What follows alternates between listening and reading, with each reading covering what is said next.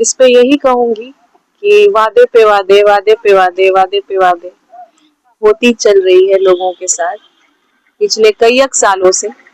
और ये मेरा संकल्प है कि जो वादे लोगों ने किए हैं वो, और जो मेरे वादे हैं, सबको मिलाकर सारा वादा मैं पूरा करूं। मैं सबका बर्डन ले रही हूँ और मेरी मेरी कोशिश रहेगी कि 27 को अगर जनता उस बेंच पर बिठाती है तो मैं उस वादे को संकल्प का रूप ले करके और मैं उसको पूरा करूंगी, क्योंकि मैं काम करने की इच्छुक हूँ। तो मैं 28 से शुरू कर दूंगी। इस बार की मेयर प्रत्याशी में सभी अपने अपने पार्टी से खड़े हैं, लेकिन हम आपसे जानना चाहेंगे कि आप इतने एजुकेटेड होकर आपकी क्वालिफिकेशन क्या है, और इतना क्वालिफाइड होने के बाद भी आप जनता के बीच में अपना सेवा देने के लिए पहुंच रही है। थोड़ा क्वालिफिकेशन जानना चाहेंगे।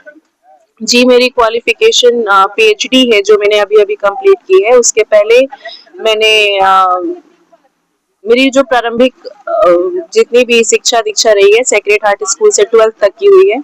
उसके बाद मैंने 5 ईयर का इंटीग्रेटेड लॉ किया है, BA LLB।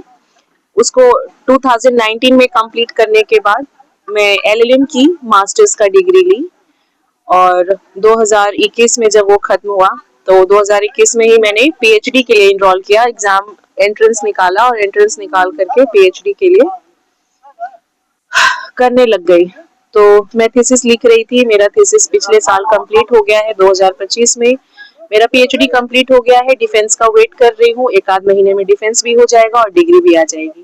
कैसे आपको लगा कि मुझे राजनीति में आना चाहिए? जी, मुझे ऐसे लगा क्योंकि मैं यहाँ नहीं जानती थी कि यहाँ की स्थिति इतनी लच्चर है। जब मुझे पता चली कि अभी तक जितने भी जनप्रतिनिधि हैं कोई काम नहीं कर रहे हैं और लोगों की इतनी स्थिति खराब है। अभी तो मुझे घूम घूम के पता लग रहा है कि इतनी स्थिति खराब है और उसके बाद लोग भोजन कैसे करते हैं और लोग सोते कैसे हैं ऐसी स्थिति देख करके। आप सब कल अगर आए होंगे तो भट्टी मोहल्ला में देखे होंगे।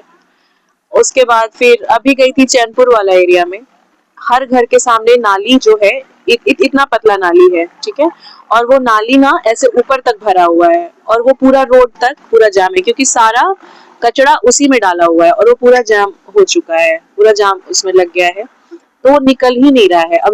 अब इतना बदबू मार रहा है ना और 24 घंटा आपको उसी जगह पे रहना है, तो इतनी खराब स्थिति में लोग रहे। और ये सिर्फ मैं ग्रामीण क्षेत्र चैनपुर का बात नहीं कर रही हूँ, हर जगह पूरे शहर का यही हाल है, पूरे निगम का यही हाल है।